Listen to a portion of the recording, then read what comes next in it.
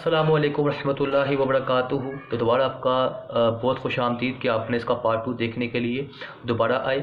इसका जो ये पार्ट 2 आपको तब समझ में आएगा स्टूडेंट जब आप इसका पार्ट 1 देखेंगे, तो उसका लिंक आपको डिस्क्रिप्शन में मिल जाएगा नीचे, ठीक है। या फिर आप प्लेलिस्ट में जाके डिहाइड्रेशन पार्ट 1 जो टॉपिक है अल्कोहल्स का वो वॉच करें ताकि आपको पार्ट 2 समझ में आए।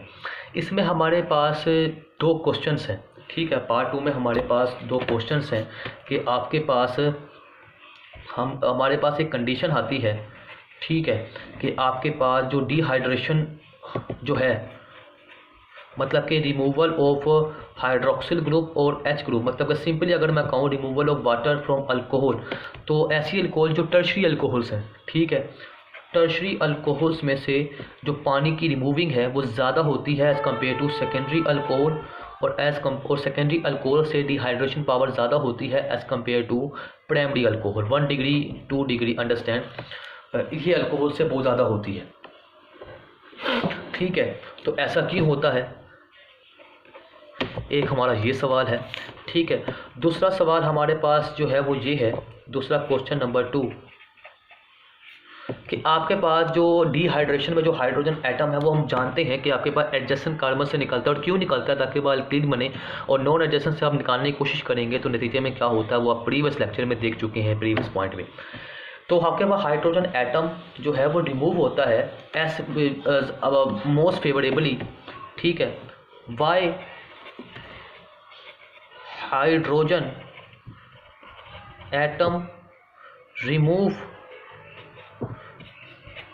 preferentially from carbon having less number of hydrogen।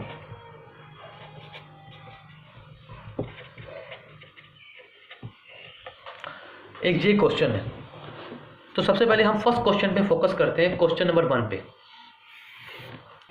Question number 1 पे जाते हैं कि आपके पास tertiary alcohol prime secondary alcohol से ज़्यादा डिहाइड्रेशन क्यों देती है।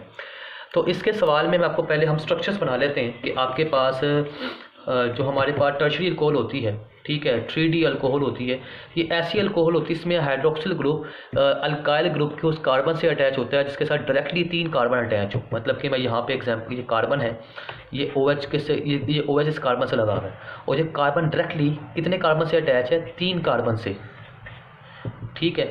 ये CH3, ये भी आपके पास CH3, ये आपके पास CH3, तो इस कार्बन की चारों वनसी पूरी हो चुकी हैं। तो ये आपके पास है टर्शरी अल्कोहल। क्या है स्टूडेंट? तो ऐसी अल्कोहल को हम कहते हैं टर्शरी अल्कोहल जो हाइड्रोक्सिल ग्रुप ऐसे कार्बन जुड़ी हो जो डायरेक्टली 3 कार्बन से जुड़ा हो डायरेक्टली तौर पर, तो इसको हम टर्शरी अल्कोहल कहते हैं। उसके बाद सेकेंडरी अल्कोहल क्या होगी? वही बहुत ईजी सी है। तो सेकेंडरी अल्कोहल ऐसी अल्कोहल होगी, आपके पास मान लेते हैं कि ये कार्बन जो है OH से जुड़ा हुआ है, तो ये OH ग्रुप ऐसे कार्बन से अटैच है जो डायरेक्टली 3 कार्बन से अटैच है, ठीक है, एक जी, ठीक है। और चौथी वैलेंसी इसकी किसी हाइड्रोजन से पूरी कर दें, तो ये आपके पास CH3 और ये आपके पास CH3 सेकेंडरी अल्कोहल हो गया। उसके बाद आपके पास जो प्राइमरी अल्कोहल, मतलब कि ये कार्बन ऐसे कार्बन से अटैच है जो डायरेक्टली एक कार्बन से अटैच है, मतलब कि ये इसको ऐसे कर सकते हैं, और बाकी इसको हाइड्रोजन से आप क्या कर दें, इसकी बाकी वैलेंसीज सेटिस्फाई कर दें। तो कहता है कि आपके पास सबसे ज़्यादा जो सबसे आसानी से तो पानी रिमूव होता है वो आपके पास रिमूव होता है किस अल्कोहल के अंदर से, मतलब कि सिंपली तौर पर टर्शरी अल्कोहल में। मतलब कि इसमें आपको टेम्परेचर भी कम देना पड़ेगा, ठीक है। और आपके पास इसमें कैटेलिस्ट की जो कंसंट्रेशन है जो हम सल्फ्यूरिक एसिड यूज़ करते हैं वो भी लो देनी पड़ेगी। तो हम पहले बात करते हैं टर्शरी अल्कोहल की, ठीक है जी। तो टर्शरी अल्कोहल में अगर हम इसका रिएक्शन देखें, ठीक है जी, तो स्टार्ट करते हैं, बड़ा इंटरेस्टिंग लेक्चर है। तो टर्शरी अल्कोहल में जब आप इसका रिएक्शन स्टार्ट करेंगे तो आपके पास, मैं यहाँ पर चूँकि यहाँ से OH निकलेगा और ये आपके पास के एडजेसेंट कार्बन्स हैं, तीनों ही एडजेसेंट हैं, तीनों ही कार्बन साथ इस कार्बन अटैच्ड हुए में, ठीक है। तो मैं इसको ऐसे रिप्रेजेंट कर देता हूँ, ये देखें CHHHC। उसके बाद आपके पास यहाँ पे हम कर लेते हैं, इसको मैं ज़रा दूर बना देता हूँ, ठीक है जी, CH3 और ये CH3 और ये आपके पास स्टूडेंट क्या है OH है जी। तो ये दोनों कार्बन साथ जुड़े हुए एडजेसेंट हैं, तो यहाँ से आपके पास क्या निकलेगा? OH निकल जाएगा, ठीक है, OH निकलेगा, और यहाँ पे आपके पास +1 आ जाएगा, ठीक है, और यहाँ से H पे इलेक्ट्रॉन देकर जाएगा जो प्रीवियस मैंने बात की थी, और आपके पास बन जाएगा HCH, इस कार्बन का तमाम डबल बॉन्ड हो जाएगा C, और ये आपके पास बन गया एल्कीन, डबल बॉन्ड एल्कीन बन गया। और इसमें जो आपको कैटालिस्ट जो देना पड़ा है, जो कैटालिस्ट देना पड़ा है, ठीक है जी, इस अल्कोहल में, टर्शियल अल्कोहल में, तो वो बहुत ही कम कंसंट्रेशन वाला होता है। मतलब कि इसमें जो आपने जो H2SO4 की जो कंसंट्रेशन रखी थी वो रखी है 25%, और जो टेम्परेचर आपने इसको दिया है वो आपने दिया इसको 68 डिग्री। तो बहुत कम टेम्परेचर में और बहुत कम कंसंट्रेशन के अंदर आपके पास ये दे देता है। ऐसा क्यों होता है, तो हम ज़रा इसका इंट्रोडक्शन देख लेते हैं, जिसका हम वाई। इसको समझने के लिए मैं आपको जहाँ पे कुछ अहम किस्म के पैरामीटर समझा रहा हूँ, ठीक है जी, तो उसको हमें समझना है। इंडक्टिव इफेक्ट, इंडक्टिव इफेक्ट क्या होता है? इंडक्टिव इफेक्ट होता है किसी भी एटम की, इसको हम सिंपल इलेक्ट्रोनेगेटिविटी समझ लेते हैं, ठीक है, कि आपके पास कुछ एटम्स ऐसे होते हैं कि आपके पास, मैं यहाँ पे अल्कोहल की एग्जांपल ही बना लेता हूँ, ठीक है जी, टर्शियल अल्कोहल जो मैंने अभी आपको बना के दिखाई थी, CH3, और ये आपके पास CH3, और ये आपके पास OH ग्रुप है। तो OH ग्रुप की जो इलेक्ट्रोनेगेटिविटी है, ताकत है, वो इस कार्बन से ज़्यादा है। तो यकीनन तो ये कार्बन जो है, तो ये हाइड्रोक्सिल ग्रुप जो है इस कार्बन से इलेक्ट्रॉन अपनी तरफ खींचेगा, ठीक है, जिसकी वजह से ये एंड जो हो जाएगा वो पार्शियल पॉजिटिव हो जाएगा और ये एंड पार्शियल नेगेटिव हो जाएगा। अंडरस्टैंड? तो जिसकी वजह से ये आपके पास ये एंड है कार्बन का, पार्शियल पॉजिटिव हो जाएगा, और इसका एंड जो है वो क्या हो जाएगा स्टूडेंट, पार्शियल नेगेटिव हो जाएगा। अब जिसकी वजह से होगा क्या कि आपके पास ये जो इलेक्ट्रॉन खींच रहा है, तो ये आपके पास है माइनस इंडक्टिव इफेक्ट, तो माइनस इंडक्टिव इफेक्ट शो कर रहा है, इलेक्ट्रॉन खींच रहा है ये ग्रुप। लेकिन आपके पास जो CH3 ग्रुप है ये शो करता है प्लस इंडक्टिव इफेक्ट, कि CH3 जो आपके पास अल्काइल ग्रुप्स होते हैं ये इलेक्ट्रॉन गिवर होते हैं, इलेक्ट्रॉन डोनेटर होते हैं। इलेक्ट्रॉन डोनेटर का मतलब ये अपने इलेक्ट्रॉन दूसरे के आइटम्स को देते हैं, ठीक है। तो आपके पास ये इलेक्ट्रॉन देंगे तो नतीजे में इनमें इलेक्ट्रॉन की कमी होगी, तो ये शो करेंगे प्लस आई इंडक्टिव इफेक्ट। और जो इलेक्ट्रॉन एक्सेप्टर होंगे, मतलब जो इलेक्ट्रॉन छीनने वाले होंगे, इलेक्ट्रॉन गेनर होंगे, तो वो आपके पास क्या शो करेंगे, माइनस इंडक्टिव इफेक्ट। अंडरस्टैंड? तो ये माइनस इंडक्टिव इफेक्ट है, और जो इलेक्ट्रॉन गेनर डोनेटर है जो देते हैं वो प्लस इंडक्टिव इफेक्ट शो करते हैं। तो ये आपके पास ये भी अपने इलेक्ट्रॉन इस कार्बन को देख रहा है, ये भी अपने इलेक्ट्रॉन इस कार्बन को दे रहा है, और ये भी अपने इलेक्ट्रॉन इस कार्बन को प्रोवाइड कर रहा है। जब ये हाइड्रोक्सिल ग्रुप जहाँ से निकलेगा, तो जब हम इसका मैकेनिज्म अगर हम देखें, तो सबसे पहले आपके पास इसमें होगा क्या कि आपके पास मैकेनिज्म के अंदर ये CH3 और ये आपके पास है OH, ठीक है जी। तो OH जो है वो माइनस इंडक्टिव इफेक्ट शो कर रहा है क्योंकि ये इलेक्ट्रॉन छीन रहा है इस कार्बन से, और ये जो तीनों अल्काइल ग्रुप हैं ये आपके पास प्लस इंडक्टिव इफेक्ट शो करते हैं हमेशा, क्योंकि ये इलेक्ट्रॉन देते हैं, ठीक है। तो इस पे +1 चार्ज है कार्बन पे और हाइड्रोक्साइड -1। तो जब ये बॉन्ड टूटेगा तो इस ग्रुप की इलेक्ट्रोनेगेटिविटी ज़्यादा है, तो ये अपना इलेक्ट्रॉन तो लेके जाएगी, साइज कार्बन का भी छीन जाएगा, ठीक है। तो ये यहाँ से जब निकलेगा तो आपके पास ये कंडीशन आ जाएगी, ये देखें CH3 इस पर आ गया प्लस चार्ज, और ये हाइड्रोक्साइड आयन निकल गया, तो आपके पास कार्बन पे आया प्लस चार्ज, तो इसको हम कहेंगे कार्बोकैटाइन। तो क्या कहेंगे इसको हम स्टूडेंट, इसको हम कहेंगे कार्बोकैटाइन। अब बेटा इस पे कार्बन प्लस चार्ज है, मतलब इसके बाद एक इलेक्ट्रॉन कम है, 2 इलेक्ट्रॉन्स कम हो गए। तो अब इसके प्लस चार्ज को स्टेबल करने के लिए तीनों मिथाइल ग्रुप क्या शो कर रहे हैं, प्लस इंडक्टिव इफेक्ट, ये अपने इलेक्ट्रॉन्स किसकी तरफ फेंक रहे हैं, इस प्लस वाले कार्बन की तरफ, जिसकी वजह से आपके पास इस प्लस कार्बन का जो चार्ज है, जो पॉजिटिव चार्ज है, वो स्टेबल हो जाएगा by plus inductive effect groups की वजह से। अंडरस्टैंड? तो जितने ज़्यादा प्लस इंडक्टिव ग्रुप्स लग रहे होंगे यहाँ पे, वो उतने अपने इलेक्ट्रॉन प्रोवाइड करेंगे, और इस कार्बन के पॉजिटिव चार्ज को उतना ही कार्बन का पॉजिटिव चार्ज जो वो स्टेबल हो जाएगा। तो ये आपके पास जो है वो स्टेबल कार्बोकैटाइन है, क्योंकि इसके पास 3 प्लस आई ग्रुप लगे हुए, कितने लगे हुए, 3 प्लस आई ग्रुप लगे हुए, तो जिसकी वजह से ये स्टेबल है, ठीक है। और ये इजीली जो है आपके पास क्या प्रोवाइड कर देगा, डिहाइड्रेशन, क्योंकि OH निकल जाएगा। OH निकल जाता है आसानी से, ठीक है। और निकलने के बाद जो कार्बोकैटायन है वो स्टेबल हो जाता है तीनों मिथाइल यानी कि अल्काइल प्लस आई ग्रुप की वजह से, तो जिसकी वजह से ये आसानी से कहीं से भी, अब जरा देखें अब इसको आगे क्या होगा, अब आगे ये होगा, ठीक है। सारी कहानी कार्बोकैटायन की स्टेबिलिटी की है। अगर कार्बोकैटायन हाईली स्टेबल होगा तो आपके पास डिहाइड्रेशन भी जल्दी हो जाएगी, क्योंकि OH तो निकल गया है, अगले H को निकलने में ज़्यादा टाइम ही लगेगा, ठीक है। ओके, तो यहाँ पे नेक्स्ट, ये तो फर्स्ट स्टेप था। सेकंड स्टेप में आपके पास क्या होगा, मैं ऊपर वाले जो एक कार्बन है इसको, इस कार्बन को स्ट्रक्चरली बना रहा हूँ, इसके हाइड्रोजन्स को मैं स्ट्रक्चरली बना देता हूँ, ठीक है। C, इस पर प्लस चार्ज +1। अब होगा क्या कि आपके पास यहाँ पे जो हाइड्रोजन है जो इसके साथ जुड़ा हुआ है, हाइड्रोजन जो है, अब चूंकि ये भी प्लस, सारे जो है ये प्लस आई इफेक्ट जो है वो शो कर रहे हैं, प्लस इंडक्टिव इफेक्ट, इलेक्ट्रॉन दे रहे हैं इस कार्बन पॉजिटिव को, अंडरस्टैंड। तो नतीजे में होगा क्या कि आपके पास यहाँ पर इस कार्बन के पास इलेक्ट्रॉन देने की वजह से इस कार्बन का पास इलेक्ट्रॉन की कमी हो रही है।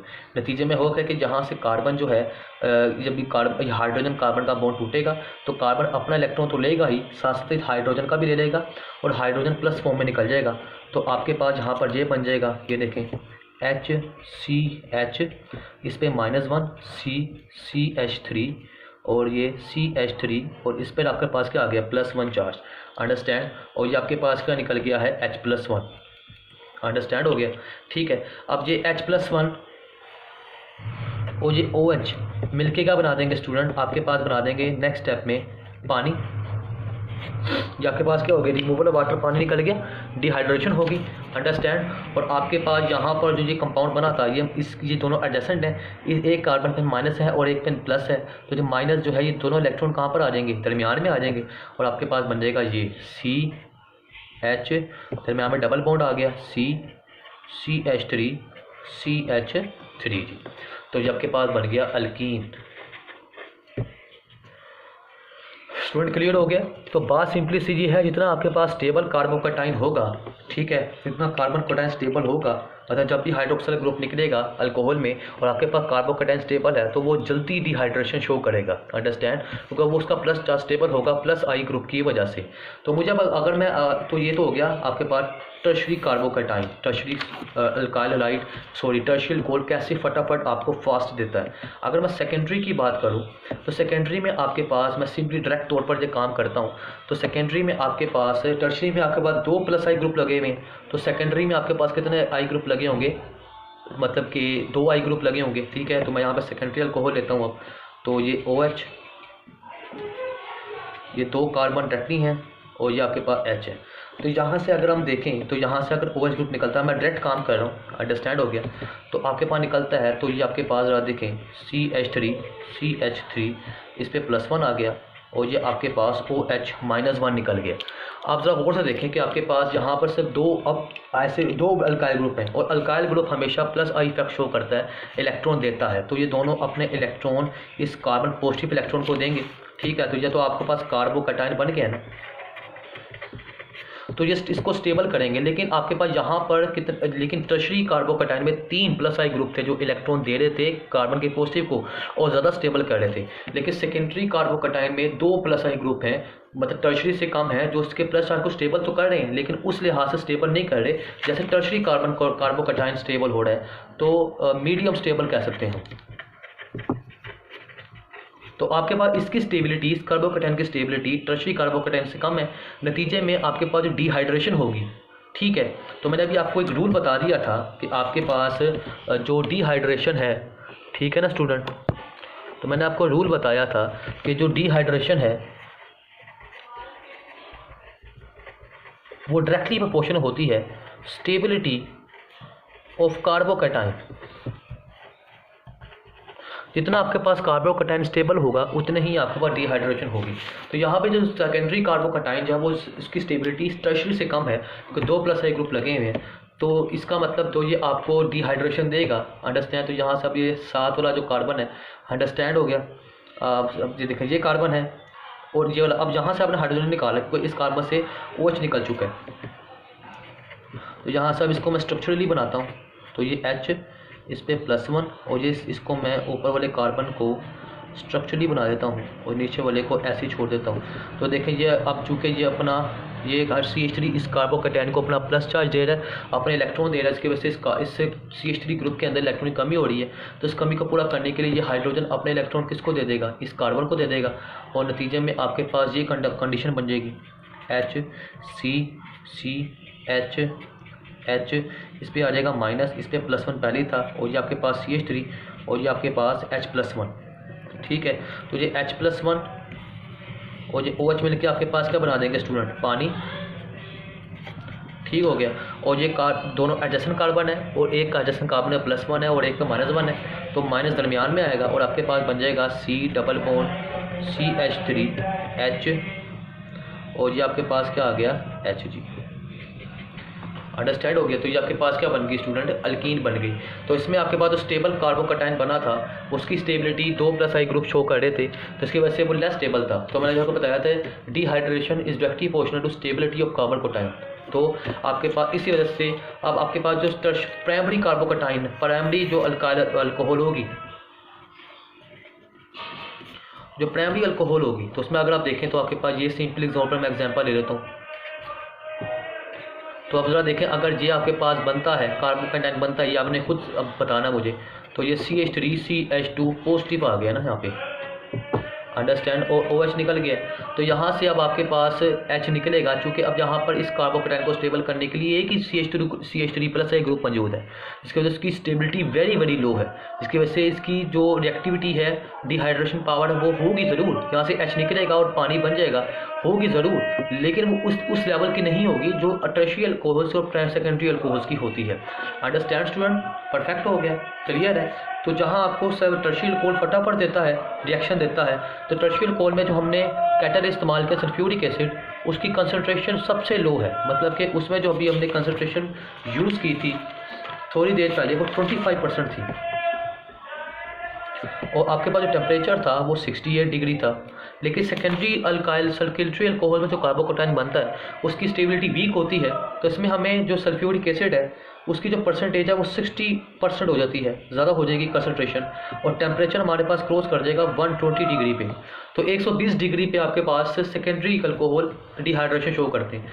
अब चूँकि प्राइमरी अल्कोहल जो है उसमें कार्बोकैटायन वेरी लेस स्टेबल होता है, क्योंकि उसको स्टेबल करने के लिए +3+I3 ग्रुप होता है, अल्काइल ग्रुप होता है, जिसके नतीजे में यहाँ पे सेक्शन में जो कैटालिस्ट कंसनट्रेशन होती है सल्फ्यूरिक एसिड की वो 75% कंसनट्रेटेड होता है सल्फ्यूरिक एसिड, और जो टेम्परेचर होता है वो 170 डिग्री पे होता है। अंडरस्टैंड। तो इसी वजह से आपके पास जो टर्शियरी अल्कोहल है वो ज़्यादा फास्ट डिहाइड्रेशन से अल्कोहल बनाती हैं एज़ कम्पेयर टू सेकेंडरी और as compare to primary alcohol. तो उम्मीद है कि आपका जो ये फर्स्ट क्वेश्चन है स्टूडेंट वो क्या हो चुका होगा, क्लियर हो चुका होगा। Clear students.